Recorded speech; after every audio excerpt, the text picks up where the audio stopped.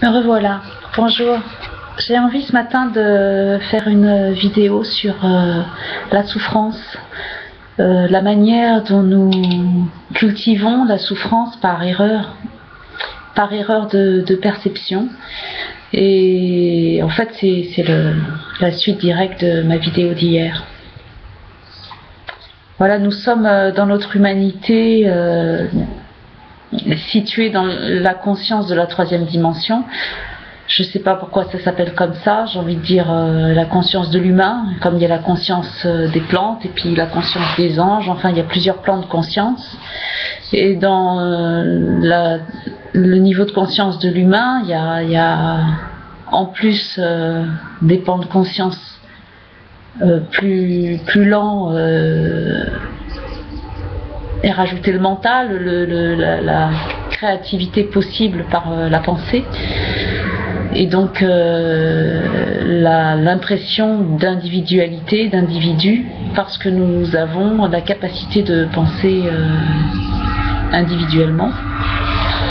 Et donc on finit par s'identifier à cette personne que nous avons créée par cet amas de pensée. Dans cette dimension, nous percevons le monde à travers nos sens, qui est traduit aussi par le mental, qui fonctionne comme interprétation. Le cerveau fonctionne comme interprétation de ce qui est perçu dans le tout. Et c'est perçu tel qu'on le voit là, maintenant. Alors la souffrance, elle vient de la croyance, de l'erreur de perception d'être ce corps et cette personne et cette identité, alors que nous sommes la seule chose qui existe réellement dans la réalité, c'est le un, le grand tout, qui est bien avant les niveaux de conscience. Les niveaux de conscience, c'est en fait une manière de percevoir à des niveaux différents ce grand un originel. Et par notre erreur de perception, on finit par vouloir réduire ce grand un que nous sommes dans la totalité, cet absolu que nous sommes, on voudrait le réduire à un corps concret, à une personnalité concrète, fermée, définie, déterminée, et en fait c'est ça qui est insupportable.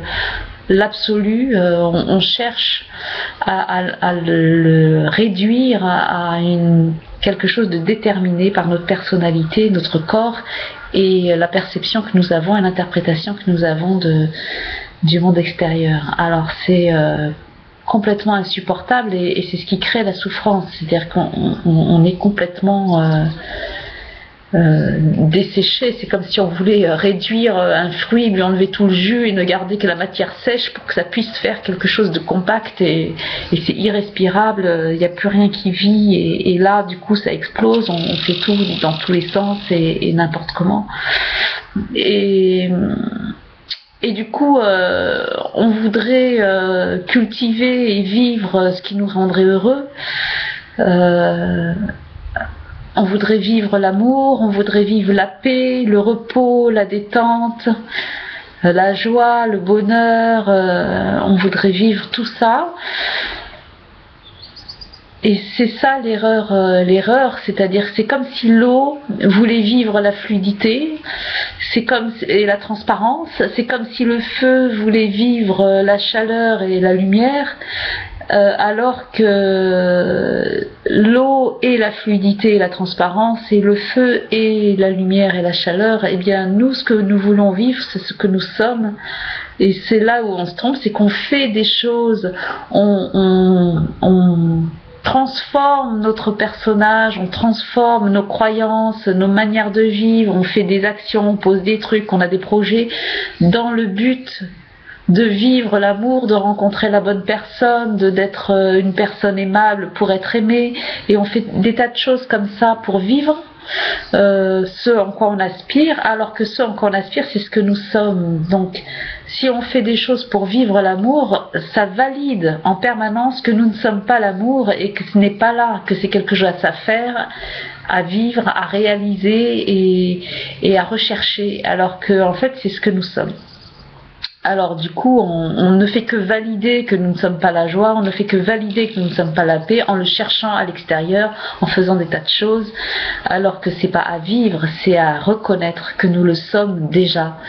Et ce qu'il y a à faire et à faire sans arrêt et qui est la réelle action à mener, c'est de regarder dans ce que j'ai créé de mon personnage, de mes croyances, de mes impressions, de mon interprétation de ce que je suis, qu'est-ce que j'ai créé dans mon mental qui m'empêche de reconnaître que je suis cela. En regardant comment je cherche à vivre l'amour, je vais voir qu'est-ce qui m'empêche de reconnaître que je le suis déjà.